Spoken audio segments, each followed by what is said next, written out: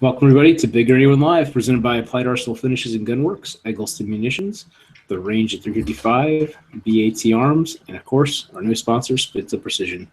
Welcome everybody tonight. We're going to actually be talking, got a few people in the house actually, which someone left it open in the background. It might be me, I don't know. Let me go double check, make sure mine's not playing. I don't hear it. You know what? It's me. It's playing in my earphones. You guys can't hear it. Sorry. Right. I had it open. I had it muted, but somehow it started playing. Go figure. That's what happens. So those who don't know, think I'm just crazy and talking. Basically, if you end up leaving the live stream open in the background so we can monitor the chat, sometimes it starts playing, and it totally throws things off. So anyway, welcome everybody. We've got. I'm gonna just go bottom of my screen here. We've got Justin Smith in the house here. Welcome, Justin. Hey guys. You actually shoot for RITON, correct? I do. As of relatively recently, started Awesome. using their scopes in 3-gun, and once I get into PCC, which I know you kind of want to talk about, looking to maybe getting one of their optics for that as well. That's something else we'll bring up a little bit later on too, as well, about the optics for PCC. I think I'm saying it all wrong. And also got Brady as well from RITON Optics. Welcome. Hey, thank you. Appreciate it. Yeah, no problem. Thanks for joining us tonight. We'll kind of roll with you just a minute here, kind of talk about your company and so forth. Of course, we got John Vlieger right back with us in the house as well.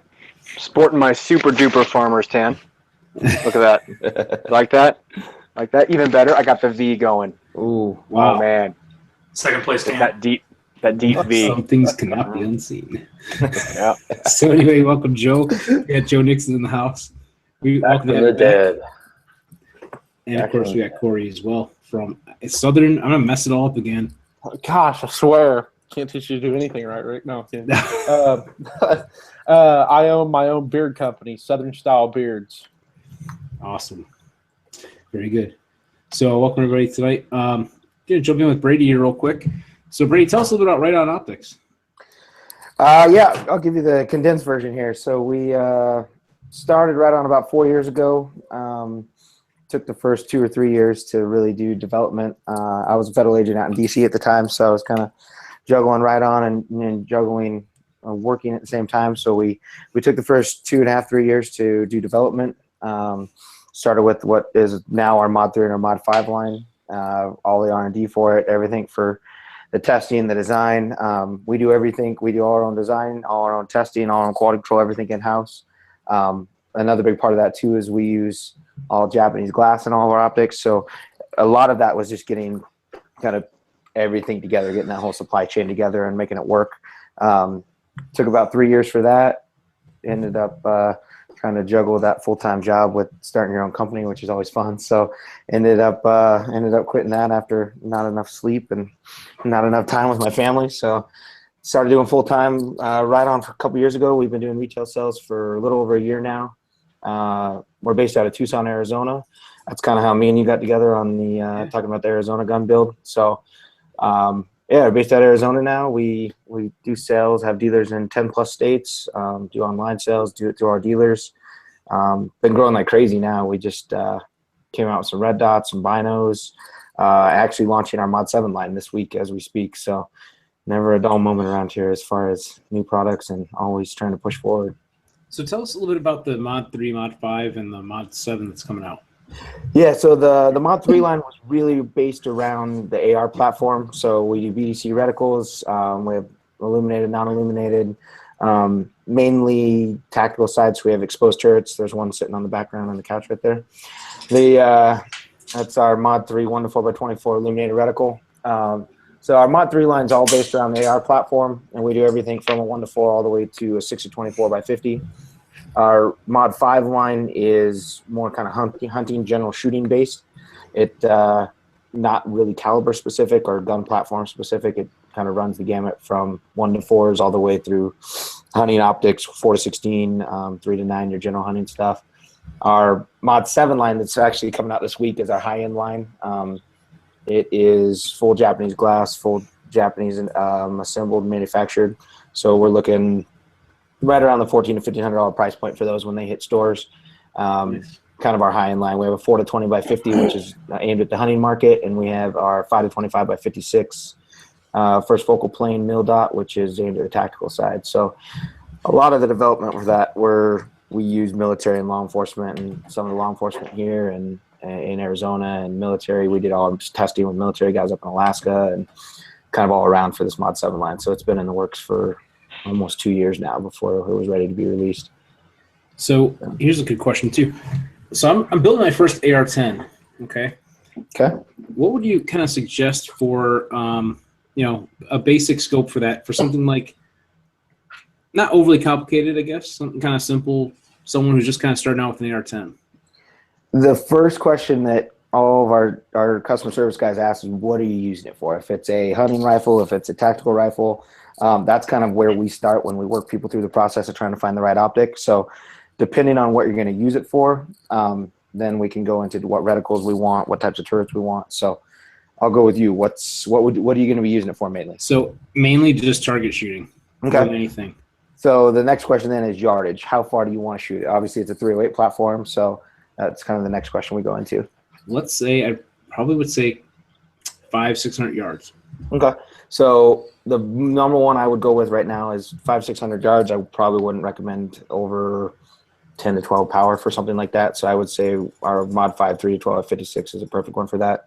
Has a target reticle in it. So if you're just punching paper and mainly for range days and stuff like that, that's a perfect reticle for it. So which one again was that? Because I'm pulling up the website now, so we can show people. Our Mod 5 3 to 12 by 56 has an illuminated reticle for low light.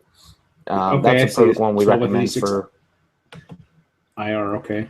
And then once again, optics are so subjective. So if you want more magnification, we can go all the way up to 24 power. If you want, if you're not shooting it out past a certain distance, we can go down in power so you have a bigger field of view. So it's always hard to kind of focus in on how subjective our optics are depending on the application. I know, it's kind of like you're tailoring your gun to the person that's using it and so forth. Exactly. It's just like everyone likes this particular grip or that trigger and that, this and that. Yeah. But for someone who doesn't have a clue, I guess, in the sense of, hey, what should we be using for this?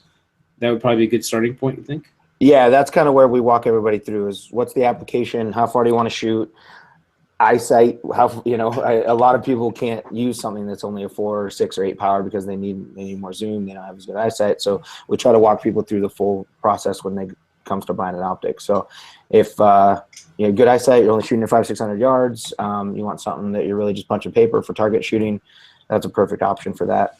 Like I said, we go all the way out to even further if you need something that you need 24 power, you want 16 power, anything like that, we go out to. Our new Mod 7 line is all the way out to 25 power. Cool. Yeah, so just so we can kind of see what this is we're talking about, you can go to RITONUSA.com, and they've got a whole selection of options as far as rifle scopes and red dots and everything too. Another question I was going to have too, did you mention, I don't remember, as far as mounting options, what do you have available for that, or what's anything that's interesting that's coming out? So right now we just have standard rings. So we do 1-inch and 30 mil rings, and anything from the short through the tall. So depending on what kind of co-witness you want, or depending on how high you want to match it up to your rifle. So we have everything from, and all the specs are on there if you go over them. So it tells you how high everything is as far as mounting heights.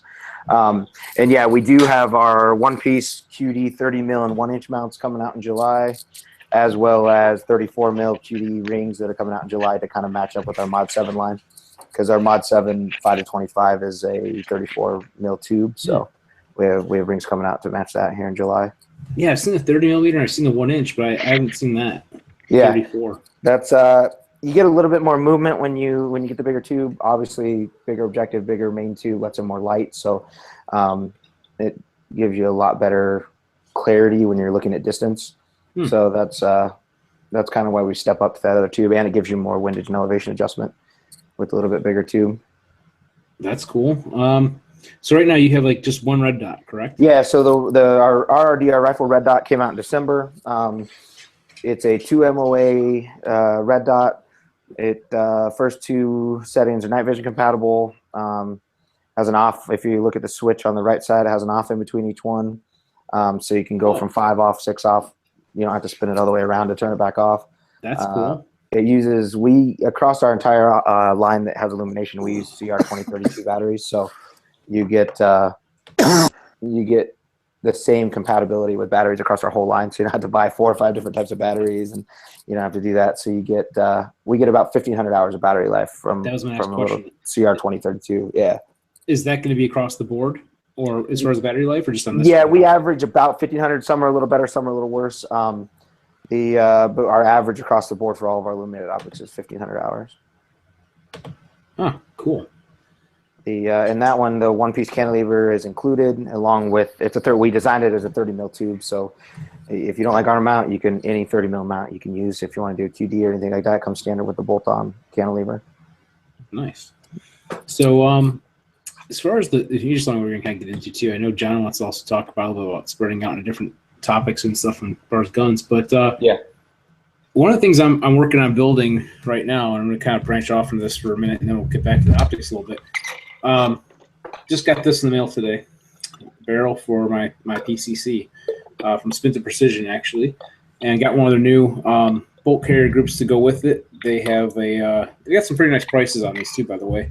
For those that are kind of looking at building one, kind of take this sleeve off. It still has all the machine oil on it and so forth, but it's an angle cut bolt carrier group, something a little bit different. But anyway, going to be putting that together. I've got this, kind of showed this before. The quarter circle 10, got my handprints all over it and some oil, but kind of the start to my project I'm putting together for the PCC. What would you recommend for an optic on the PCC? That's actually that's a good coincidence. So I was just on the phone with Quarter Circle 10 today. So they're actually based out of Tucson here. We're partnering up with them with some range guns and stuff for our red dots and some of their 16-inch barrel with our 1-to-4. So right now, I would say for most of the PCCs, I would probably stick to a non-magnified red dot just because of the distance that you're shooting. Right. Like I said, that depends on the application always, but I would say the rifle red dot's a perfect one for that. Or July's kind of a big month for us with a lot of debuts, so we're actually coming out with a micro red dot and a 3x magnifier in July as well. So. Nice. So we're trying to add to that red dot line. We wanted to kind of come with that first one that's kind of AR specific, and the one we're coming out with in July comes with 3 different mounting options. So you can mount it flush mount for like shotguns, 22, something like that, or it has 3 different height mounts, so you can co-witness with ARs if you want to run it a little higher. So something like that, just something light, small. Obviously, you don't have much recoil to deal with on anything like that. So that's my recommendation. I wouldn't probably go too much with a magnified optic on that. You know, speaking of the recoil, something else I was looking at doing just because it just came to my mind. So I've got a mag-fed shotgun, the MKA 1919. I'm looking to put some type of red dot or some type of, I don't know if it's a reflex, red dot or whatever you want to call it, on that thing. Any recommendations on that? That's actually what spurred on the development of our micro red dots coming out in July, is the different mounting options. Because on a shotgun, you're talking about a flush mount. Right. You don't have everything in line like you do on an AR, so you have to actually get it above the rail. So that's actually kind of what went into the development of that micro red dot, where you can actually flush mount it to the top of a shotgun. And then, yeah, it's a 2 MOA red dot. We test all of our optics to withstand up to 1,200 Gs of recoil. So a shotgun is not even going to be an issue for any of our optics. So, yeah, that's what I'd recommend, because you don't want anything big or bulky on top of that thing. No. I mean, realistically, I'll tell you what I was using on it, just because it came with a carry handle, because it looked like a AR-15 basically, and it had a fixed front sight that was not adjustable and that. So I took those off. I didn't have anything else to run at the time, so I threw some Magpul and bus sights on it, just to have some type of sights on it. Then I took a Bushnell TRS-25 and put it on there.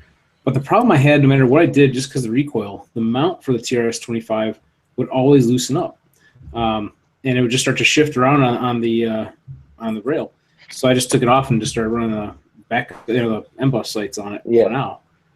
But I definitely want some type of a red dot on there. So I'm going to have to wait till July and see, Yeah, sorry for the delay. We've been trying to get them out, but yeah, we that's one thing we do too, is we're not just throwing stuff out there. We put it through a ton of testing. Even Justin has been testing. He was testing some of our Mod 7s and giving us feedback on those way before our release, and so we try to get a lot of testing, from practical usage to law enforcement to you name it. So we would like to have them out sooner, but we definitely don't rush anything. So. My birthday's in July, so I'm gonna have to try to drop some hints. Yeah, exactly. But what else can I ask is, what about warranty on these too? What's your warranty like? So we knew we were coming into the industry. We needed something to set us apart, so we took the industry standard warranty and then went one step further. And our goal was to have the best warranty in the industry. So what we do, we don't do refurbs. You don't send it in and then we take 6 or 8 weeks to fix it. If we ever have a warranty issue, within 48 hours, we send you a brand new one. We have a kind of, our goal is a 48-hour turnaround, and we don't, like I said, we don't do like a lot of the other ones do, where what if you have a hunt coming up? What if something's happening where, hey, your optics break? We try to engineer them not to. I mean, we blow them up, we freeze them, we drive on with Humvees. We have a lot of fun kind of just trying to trash our optics, but eventually any optic or anything like that could possibly break. So what we did was we do an unlimited lifetime warranty, no registration. Doesn't matter if you're the first buyer or the 10th buyer. If one of our optics breaks within 48 hours, we send you a new one. That's impressive. That's awesome. So what do you do with all the ones that come back then? I'm sure there's not many at this point. Luckily, no, we don't. We haven't really gotten any back yet. So that's the good thing, is we definitely, it's paid off in our design time and everything. So I don't know. Maybe if some do come back, we'll think of something, because we don't refurbish them. The last thing we don't want is something, you know, a refurbished model out there that doesn't represent kind of what we do. So any optic of ours that ever goes out the door to our dealers or our customers is always a brand new optic. So I guess if we ever get to a point where we have some sitting on the back shelf, we'll find something fun to do with them. Now, I have to warn you about your warranty, man. You ever heard of a company called Sky, SCCY? They make low priced. I don't want to say cheap, because they're not. I haven't had a chance to see their quality, but lower price, entry level, compact and subcompact concealed carry handguns. And up until about 6-8 months ago, they had a warranty policy of, if you lose it, it gets stolen, something like that, they will replace it. As you can imagine, they had to stop that policy when a lot of people lost their guns stolen. Right. And they had to. There's a company called Tresna Defense that was doing pistol caliber carbines, actually, that they had a deal that's like Tool for Life is what their hashtag was. And their deal is that if your rifle was ever stolen, you know, present a police report showing that it was stolen, and they will replace your rifle. I thought that was pretty impressive idea, but of course you have to get a police report to be able to do that, which makes sense, you know. Right. So we do have some. Oh, go ahead. I was going to have some comments out there too. John over on Gun Channels on the chat over there has said, hey, if you guys are hiring, I'm available. I can trash your optics. And over on YouTube, we also have the live chat there as well, so you can ask any questions. We had a lot of people chattering back and forth here. A lot of people talking. Yeah, one guy said, Corey, I made it tonight. Hey, y'all. And that was from Shell's Tactical. And what do you need to – and I can read that. And then let's see, the surplus of something about Mosin, blah, blah. What up? Okay, so basically. That's funny. The squirrel thing is hilarious. Yeah, I'm not going to read it, but it is pretty funny, the slide chat. So Sean Callahan said that's some customer service too, as far as the 48-hour, I believe is what he's talking about. That's awesome.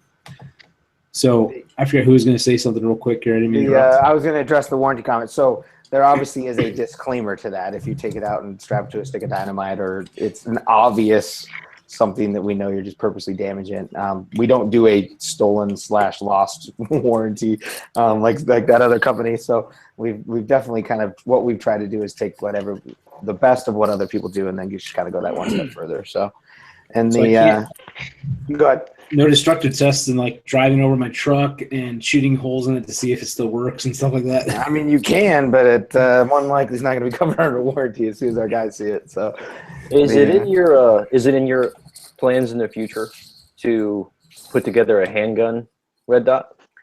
So yes. The short answer is yes. We've prototyped a few of them. We're working on the coatings. Kind of like what I said earlier, is we would rather wait and take the time to come with the actual something that we're really proud of versus just pushing something to the market. So short answer, yes. Long answer is I don't really have a timetable on it yet. So fair enough. Is there anything you want to share about it? It's a little teaser, maybe. Not yet, honestly. We do a lot of our own coatings as far as trying to do like the multi coatings and anti-reflective coatings, and we just want to make sure that lens can last, because on a pistol optic, that lens is exposed a lot different than optics with than tube or rifle ones. He'll show you what we do to optics. What's that? I said send one to Flieger. He'll show you what we do to optics. At least it ain't pretty, buddy. Is there a story behind this, John? No, there's. I'm telling you, we trash optics. Let's just say that my picture might be up on Bobby Kagan's wall as with the following warning: do not let this person drive your car. Do not let this person in your house. Do not let this person near your children. He breaks things. There's a lot of backlash towards the reticle, towards the lens when you're using an open gun. Let me show you an example. I got it sitting right here. So one of the developments in the last, this is a Seymour RTS2. This used to be an option. This right here. This is a blast shield. And the reason that exists is because of these ports right here.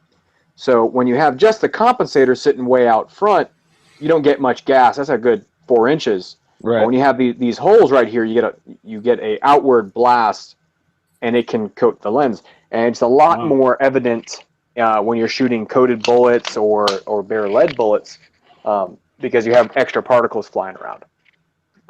Was that another one done by Mike Neal?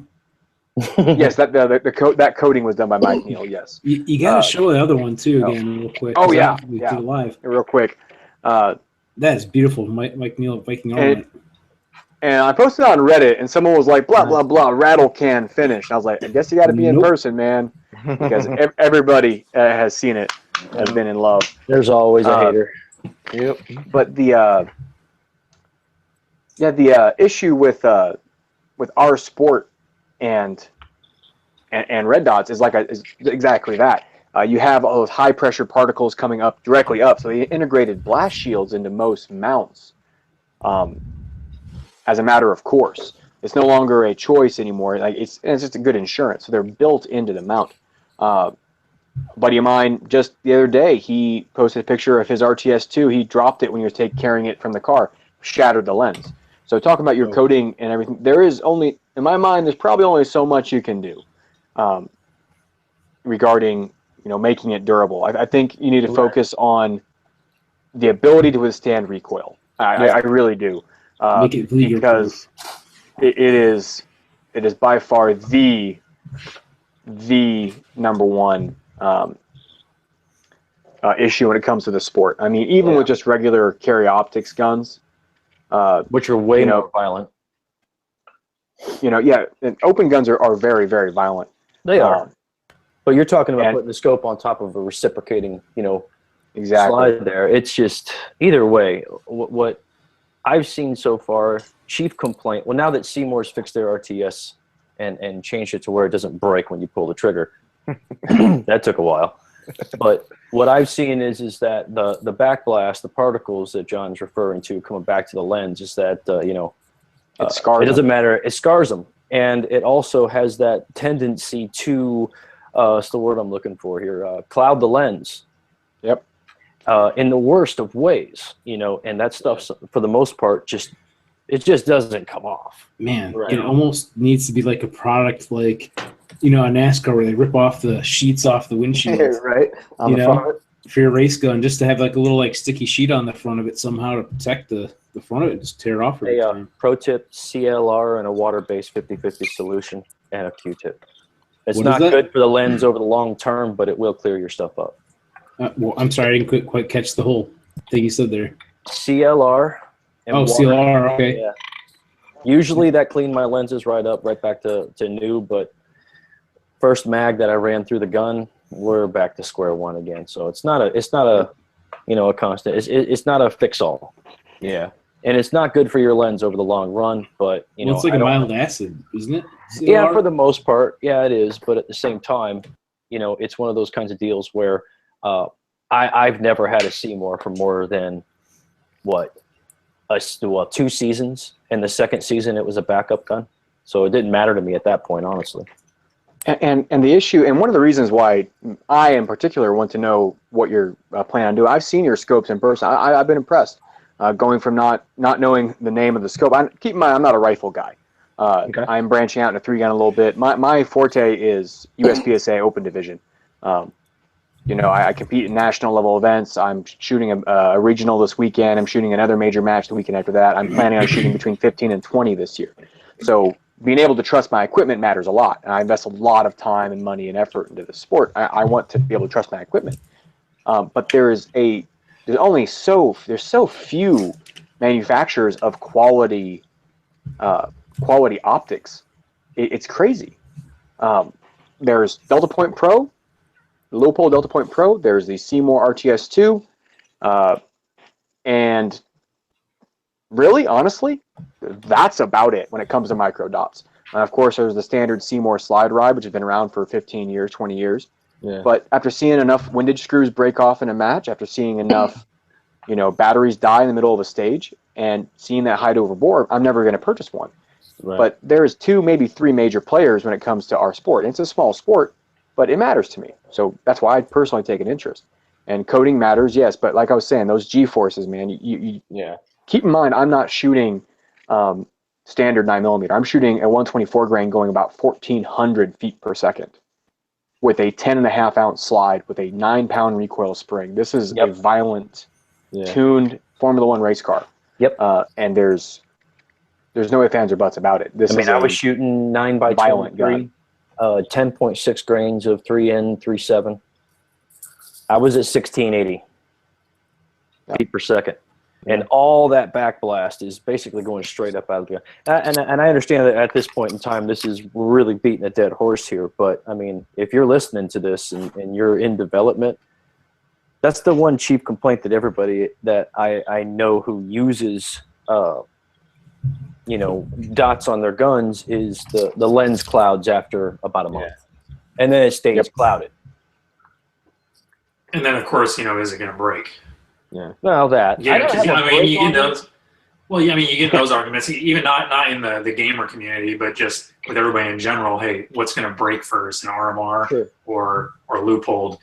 And I've heard that discussion half a dozen times. It's the same story with rifle optics, obviously, which is obviously RITON's forte at the moment, because Brady sent a Mod 3 like the one I got off to Borosaurus Rex, who's got a big long-range YouTube channel. And, he says he likes how durable it appears so far. I don't think he's got a chance to really test it yet. But the types of features you need on a rifle optic really depend on what you're trying to do with it.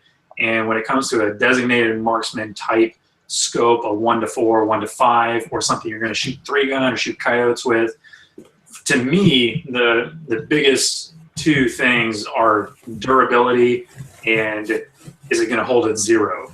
Because at the end of the day, turret tracking is great for a high-end sniper scope where you have to have repeatability, like super repeatability every time. But with a mid-range scope like the one I've got, really I just need to be able to zero it and then use that BDC after that, and maybe make adjustments after that, make some fine-tuned adjustments on the field or something. And from my experience, I've done a couple of tests, both RITON scopes I have very good. I haven't done a box test with them yet. I haven't had a need to, but they track right back down to where they're supposed to be when I crank them all the way up, all the way down. So that's important. And then just knowing that I can bang this thing around, throw it in my truck, and then take it out to a match, and I'm not going to be 6 feet off the target. And I've had this Mod 3 on my rifle for almost a year now, I think, between 2 different rifles, and I've never had it lose at 0. And nothing's broken on it, a little scratched up, but that's what I'm looking for in a mid-range scope. And as you pay more, then you can get those other perks. You can get finer glass. You can get a better reticle. You can get the big market for 3-gun is the $500 to $1,000 range, because call it, 75% of your demographic, they're looking into 3-gun, and okay, I already have an AR-15. I need to get some glass for it. Okay, I don't want to break the bank here. I'll spend about what the rifle's worth. So $300 to $1,000, depending on how committed they are to it. I have a Strike Eagle on my rifle right now because I'm shooting a handful of 3-gun matches this year. But that's your price point. When you start talking about $1,500, $2,000, that's really a different demographic. Just like this gun right here is a different demographic. This is a $4,000 race gun. I'm not bragging. I'm actually sad that I spent that much on a pistol. Okay, like this. Let's put it this way: the day the wife finds out that this is not the same shiny gun I had end of a year and a half ago, like she didn't really notice that they turned colors. So she obviously doesn't watch the channel. Not usually. She's at work right now. But I'm saying that the demographic matters, and getting a quality price point for that demographic matters a lot as well. You don't see Schmidt and Bender or Shravaski, churning out Strike Eagles. They focus on giving their custom. They want to hit a certain demographic. Yeah, well, and that's why I say, and I'm so assertive about if you're gonna go with an optic that's in that middle price range, then it has to hold up. Because if I stick a Barska on my rifle and I take it out and the objective lens flies out after I shoot 10 rounds, then I've just wasted my time and my money. So if you're going to get something budget, that is and I don't even want to say budget because, we're talking about mid-range optics, not cheap optics. You want something that's going to hold up. It's going to hold at 0. It's not going to fall apart when you bang it around. And I'd be interested to see, because I talked about Taurosaurus Rex here a second ago, and he points out in a lot of his videos how one of his tests for durability in rifle scopes is he'll put them on an FAL or put them on an M1A, and those things just eat rifle scopes. Like just tear them to pieces. And the best, most durable scopes that he has put on those rifles, and most of them have been mid-price range optics, have had that durability to them. The lenses are going to stay put. The inner workings aren't going to come apart because of the Teflon or whatever it is in there that's holding things together. It's just going to stay where you put it. Go ahead. Go ahead. I was going to say that to go on the same way. When what he's talking about is not just for competition shooters either. Obviously, guy wanting to go kill a deer might be a little upset when he sighted it in 6 months ago, put it in the safe, and he tapped the safe door on his way out of the house, and he goes out and he misses that buck. I mean, no matter who you are, no matter if you're making a budget, entry level or high end, those should be the tenets that, that guide you, so to speak. And you see it in smaller optics too. My Red Dot, they had a version 4 update. I had a miss at a major match last year because my dot turned off during a course of fire. What I was saying about how there's only so many players in the game is a lot of people stayed away from Seymour RTS2s because they'd heard those reports. So getting it right the first time when it goes out the door and having those tenets of durability and repeatability, I look forward to seeing your Red Dot. I really do, because I want it to be right. I want it to do well, because no one else has. All these big names. Delta Point Pro has issues with the battery contacts. RTS2 had those issues. The Trijicon RMR is freaking rugged. It's durable, but it's tiny. All these things. Nitpicking, but no, people have yet to get it right, and it's crazy seeing how much has gone into being wrong. Yeah. The hard part is always juggling that. Obviously, for us, durability is a huge thing. So Justin hit on that. For us, durability comes first. Like you said, if it can't hold 0, then what's the point of having an optic? So exactly, for us, we do durability. That's number 1 for us. The other side of it is exactly what you guys said. Luckily, I've been shooting my whole life, but I grew up hunting and I didn't grow up in competition shooting, anything like that through the military, law enforcement. So I get feedback just exactly what you just said, like the blowback from some of the pistols and everything like that. Like that's what we're trying to work with on the coatings. And honestly, then, you know, I have to juggle all that with the price point too.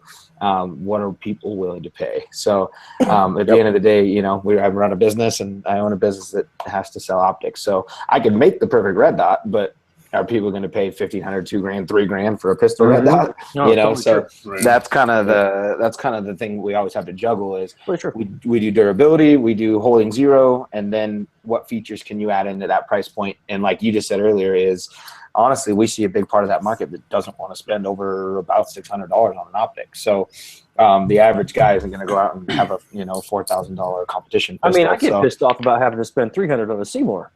Yeah. Yeah. So Yeah, you're paying $300 for 20-year-old technology. That's what I say. You mean the one that's on your gun? The one on my guns retails like $390. I'm sorry. All I heard was blah blah blah. Joe, you're the mother effing bomb. Blah blah. Yeah. So yeah, my handset's on here, but just want to show we got the Mod 3 for the Arizona rifle build. Actually, we're putting this on there soon, doing a little testing with it and so forth. Nice. By the way, the colors you're seeing on here, that's just from my hands touching it. But yeah, it's beautiful, beautiful glass. Probably can't see the clarity very well with the YouTube webcam deal, but So surprisingly, actually, we can. Yeah. it is. It's beautiful. So it's definitely nice glass. So let's move on a little bit. I know, John, you wanted to kind of go into talking about branching out into some different areas and stuff you want to kind of cover.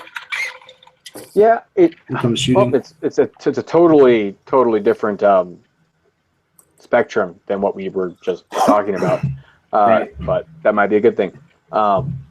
It is. So, give you some background for those of you who don't know. I am primarily a USPSA shooter. So I shoot under USPSA rule set with, you know what the rules are, you know what to expect. You shoot a lot of paper targets with some steel mixed in. And all these are 99% of the time, it is beep, go, and then you decide when you're done. So if you decide halfway through you want to run back and re-engage a target, or however long it takes you to do it, it affects your score. Well, I shot the Jabs Extreme Steel Target Challenge this weekend, and real quick note, before you decide to do something, decide if it's worth it. And I decided it was worth it, but I didn't look at the forecast ahead of time. It was 95 freaking degrees Saturday and Sunday. That's where I got the sick V-neck and the farmer's tan from. But I shot a pistol caliber carbine, irons pistol, which is basically 10-round mags, iron sights, and open, which is what I usually shoot with fully loaded mags. But it was all par time. So you have a fixed amount of time to shoot the course of fire and get as many steel plates knocked down as possible. And if you clear the entire stage below that par time, you get bonus plates. So very few people were able to clear all the stages in those divisions, and you get, there's a lot of motivation to go quickly, but at the same time, you can't stick around and re-engage a target because it's not worth it. You need to move on and get to more target-dense areas. So essentially, the only thing that it has in common with what I usually shoot is that you're shooting a lot of targets quickly. You have to change your mindset. It's no longer about efficiency in shooting all of the targets. It's about, okay, how many targets can I get down in this time period? Can I get them all? How do I do it? And having to react on the fly. Hey, I'm dry on ammo. Okay, reload and go to the next position. But what I'm getting at is it changed. It was a total change. It was something different. It took me out of the norm. Not only did I not shoot just open, but I shot a different format. And it showed me I was lacking in my iron sights. It showed me that I am very trigger happy and I don't call my shot as much as I should. It exposed me to a different challenge. And what I want to bring up is how a lot of people, I feel, get locked into a certain type of shooting. I'm a SWAT cop. I'm going to do all tactical shooting. I'm not going to shoot games because they're games. They are for gamers that get you killed in the streets. All right. Or I am a competitive shooter. Like me saying that I'm never going to go to a tactical class, or I'm never going to go to a fundamentals class because I'm already above that level, or that doesn't apply to what I'm doing. breaking out of your barriers, breaking out of your box you have put yourself in, and finding new challenges and seeing how it breaks you down. Because I got told something great when I was at the U.S. Army Small Arms Championship in March of last year. They had a slideshow, and they asked, okay, are these things different? And it was shotgun trap shooting, tactical shooting, and competition shooting. Are they different? About half the people said yes. And they broke them down. And essentially, the end of the story is they're all shooting. They are all engaging targets with a firearm through a multitude of conditions, stances with different weapons, whatever, however you want to break it down, it's all shooting. So why do you find yourself performing at a different level when it's different type of shooting? You know, right now, if I had to draw off my appendix carry gun and engage targets, engage threats, I'd probably do a lot worse than if I was with my open gun, right? But why? Why not branch out and test yourself in different ways? Are you focusing on something like I am? I want to win next weekend. Okay, I'm not touching another gun except my open gun all week. Well, at the same time, at what time are you going to branch out? At what time are you going to identify weaknesses and work to correct them? Yeah, it's only going to make you more proficient all across the board. Yep, it can. Yeah. It can. I mean, I'm not going to spend the next week dry firing irons because I sucked with irons this weekend. But it, Yeah, iron sights are for losers. Oh man. I think what you're trying to say is you're going to start shooting IDPA. No. Hold on, let me check. Nope. I still like women. Hold on a second. What's IDPA? You're in New York. You don't even have competitive shooting. That's not true. Do you notice that Brady just turned his camera off for a second there? Oh, he's back. When you heard the words IDPA. Hey, I'm just sitting here taking it in. Hey, by the way, Brady, what kind of shooting and stuff do you do? I grew up in Montana, so I grew up hunting since I think the first time I shot, I was like 5 years old. So I grew up hunting my entire life. Didn't really do any tactical shooting, anything like that growing up. The military changed that a little bit. I was in the Air Force, so I can't actually say that it changed it a lot. Didn't. And then, so I got introduced to it because of people I met in the military, not because of the military.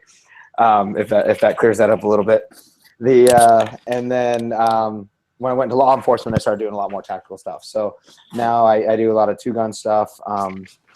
Don't do much 3-gun. I haven't gotten into that, honestly. Don't have a lot of time, but a lot of 2-gun. And then a lot of the testing and stuff has kind of got me into a lot of meeting a lot of the better people at shooting than I am. So clearly hunting's my background, but getting better at doing some of the 2-gun and 3-gun matches and when time allows, which unfortunately is not enough, but we like to get as much exposure as we can. Where do you go? Where do you do 2-gun? Do you go to Pima? Yeah. That's the main one we do. They have a monthly match out there that we try to get to. Didn't mean to talk over you. I was going to say, I missed a question that someone asked earlier about the coatings. They said, what kind of coatings are you using on your lenses or on your lenses? So all of our lenses are fully multi-coated, and that's every lens, not just the outside lenses. So some companies will do a fully multi-coating on the glass that actually touches the air. We do fully multi-coating on every single lens in our scope. So what is the coating made of exactly? Because I heard the term coating and multi-layers and stuff like that, but what is it? What is it? That I'm not going to get into. Yeah, that I can't tell. It's fully multi-coated. We use I'll tell you the terms that go along with fully multi-coating, which means there's an anti-fingerprint stuff. So that one in front of you, so when you touch it, it doesn't leave the fingerprint marks. We have waterproofing, so it creates droplets, so it runs off if you're ever out in the rain or anything wet gets on it. A fog proofing that goes into it. And then part of that coating goes with, depending on the line we're in, either doing nitrogen purging and sealed or argon purging and sealed. So we use a dry gas that we seal inside the optic, which helps with our fog proof and our waterproofing. Cool. All right, real quick, I have to ask this. So I've always been told, I did scuba certification when I was in college. And when we were asked about fog proofing our glass lenses on our masks, I asked about what anti-fog to use. Every instructor I talked to said just spit on it. No, no joke. Yeah. So just spit, rub it, and you're good. And it worked. Yeah. So what makes a good anti-fog coating? That's proprietary. Can I sell you my saliva and we use that? I mean, what's I mean, going if on? you want to try it, I mean, I don't know. It's like fire clean. Blood, sweat, spit, semen. Wait, delete that part so we don't get nicks from sued. YouTube. Yeah. Yeah. Yeah, I made an omelet last night. I ran out of oil, so I just used fire clean. So you're also using the frog lube for toothbrush, whether your toothbrush or the toothpaste? Oh man! And you know what? Frog lube. I have a bone to pick with frog lube. All right, I don't usually go off like this, but Right. I only have a few rules when it comes to grinds lube. my gears. I only have a few rules. One, it should have a reasonable temperature range. So if you tell me it works from -100 to positive 200, I'm not going to believe you. Okay, I should, if I'm going to a desolate location that has extremes, I'll be planning accordingly and picking a lube that matches. Second, it should be relatively affordable. You know, I'm not going to pay 50 bucks for a super lube. All right. And third, I should not have to degrease my whole damn gun to use your lube. Fact. Just period. Just By the period. way, comment that John had over on Gun Channel: saliva spit should work if you have killer breath. What was that? He said, sorry, I'll go back and read it because I took off my screen now. But John over on Gun Channel said saliva spit should work if you have killer breath. Talking about your anti-fog coating. Yeah. It seems legit. Right. And apparently G-Web's, who is the owner, founder, I guess the guy who runs Gun Channels, he says he lives about a mile from you guys, I guess. Out in Arizona. Really? I didn't know that. So, question: top lube to use for your gun. Let's discuss lube for your gun. Weapon shield. Lubrication is the key to what gun? success. Yeah. What gun? Well, yeah. What gun? Because it matters. I guess it does matter. I mean, pick your poison. I mean, go with whatever the flow. I only run handguns, and every handgun I have goes with weapon shield. I had great success with Weapon Shield. I really did. Okay. All right. There's a lot of good ones out there, really. I mean, there is. Obviously, it's a pretty tight market. You know, I never followed up with you on this conversation that we had last year on one of the shows About where doing we were freeze test. Yeah, did you freeze it? Did you burn it? No, I didn't with Breakthrough Clean. Well, whatever it was you were going to test. I think that was what I was testing at the time. I don't remember. I still have some of it. And actually, no, I was two kinds. Another company's product I have too that's still here. Yeah, you know, it's funny though. No joke. Weapon Shield, like I've not done extreme testing. I've used Hop Synthetic. I've used Weapon Shield. I've used Militech. All this stuff, you know, and they work. I mean, you know, they're not too bad. But one thing I will always use from now on, or at least something similar, is Weapon Shield's solvent. I have 3 dogs. I don't have kids. I have dogs, and I love my dogs. Okay, they get into crap. So the fact that I'm using a lot of solvent to clean up stuff and it's non-toxic, that matters. Like just the fact that it's non-toxic, even though it, you know, I don't think it's the best solvent in the world, but it's non-toxic. So my dogs eat, you know, some stuff they find on the floor. They're not going to die. Yeah, that's a big plus. So your priorities change on your lube. You know, it's about, do you want non-toxic? Do you have kids? Do you have pets? Yeah. Priorities change on your. What was it again? Priorities change with your On your lube. One of the people I'm talking through with Instagram is Shooter Lube. They're new to the lube company, so you know, I'm definitely looking at branching out and cleaning my guns. I know I have a police edition, a breakthrough clean or something that I use to clean my guns after I go to the range. But Shooter Lube has a spray bottle and a regular oil, so non-toxic and everything. So I'm looking to getting some Shooter Lube, testing it out, trying it out, seeing how it goes. So yeah, actually, that's what I want to do too, is try out the Shooter Lube as well, just to see what it's like, since this is a new product that's out there. Also, I was just reading on one of the questions over on Gun Channels that someone was brought up about and I'm sorry I lost the conversation as far as someone must have mentioned Pima, like as in Pima pistol in Tucson, possibly. Yeah. Okay, that's what you said. I was wondering if that's what you're talking about. That's what he said. Yeah. Okay. Yeah, Pima Pistol Club. They do a monthly 2-gun. They're kind of on the northwest side of Tucson. So Yeah, 2 USPSA matches a month, another steel match, IDPA, everything. So Justin, where are you at again? Are you in Arizona? No, I was in Arizona until what was it, December? I just moved. I just moved here to Fort Campbell for the Army. So Fort Campbell, Kentucky, Tennessee. That's how I met cool. John. And Right. There you go. yeah, so I left not too long ago, and not to regress, but I came upon RITON scopes right before I left. No, actually, it wasn't. It was longer ago than that. But out of an accident and sheer desperation, we'll say. And I won't make my anecdote too long, but I had just gotten into, like, I've been shooting 3-gun for a little while at local clubs and stuff, mostly USPSA though, and I decided I wanted to shoot more 3-gun and start doing some majors.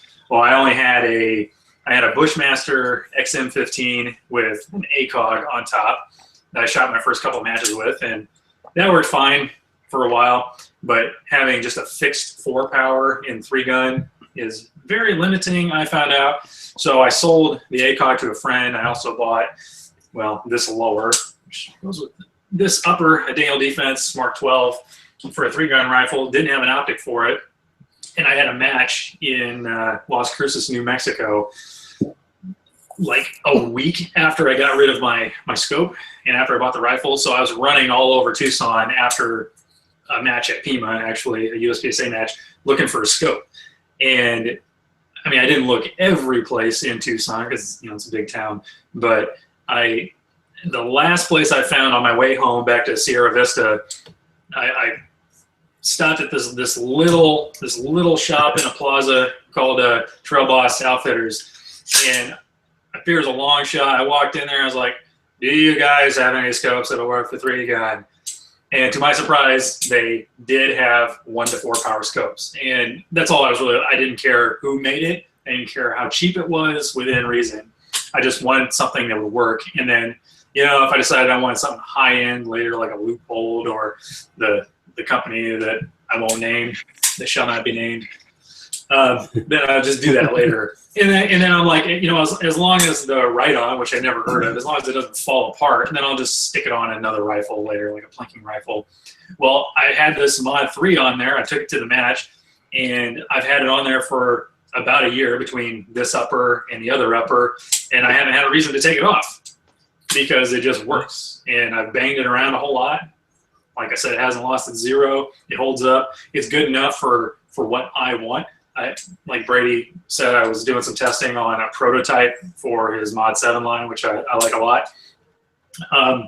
So that's how I got introduced to RITON, and that's why I've started kind of pitching it to all my friends, and why I talked to Brady, why I got a hold of him and asked him if he'd be interested in doing kind of a little pseudo sponsorship deal, both for my YouTube channel and for my 3-gun shooting. So that's that, and that's why I like his scopes.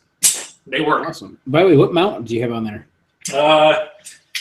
This one's a Loophole. I also have a Vortex. I mean, the company that I will not name. Nice. So what is your YouTube channel, by the way? Oh, it's Tracer83. I do gun reviews and some tutorials on different stuff. I've done a couple videos with bigger named YouTube guys like Taborosaurus Rex. I've only got about 2,500 subscribers right now, and if I could, you know, break away from work long enough to do what I like doing and making content and filming my shooting, I'd probably increase that a bit more. It's in my list of things to do. Not going to get to 100,000 subscribers this week. Yeah, I did. Well, he's got one more because I just clicked the subscribe button. Oh, well, thanks. Appreciate it. So Yep. And cool. I actually owe Brady and I've been blowing his phone up about this for like 2 months. I owe him a review of the scope, where I'm going to talk about all the same stuff I just talked about. But I got all my B-roll footage all cut together, and I did the actual review part in my garage. I kind of got a studio set up, and I went to put it in the editor, and the sound is just awful. So I'm gonna have to go back and redo that whole when it thing. happens. Yeah, I don't even know what the cause was, but anyway, I've got another 3-gun this weekend. I'll give me some more B-roll footage, so I'll have better content to add in there. Justin and I are actually working together on a lot of stuff this year. We're working together with Mid-South Shooter Supply. Yep. Do some reviews and content for them, as well as competing. Justin, like I said earlier, is production shooter. Justin is probably one of the most committed guys I've seen. And a single stack shooter, occasionally. One of the most committed guys I've seen when shooting a crappy division. I believe that's called damning with false praise. Yeah. Going back to the branching out thing. Shooting with Justin, even though we shoot totally different divisions, we come from different backgrounds. We have different goals in mind because production goals are a little bit different than open.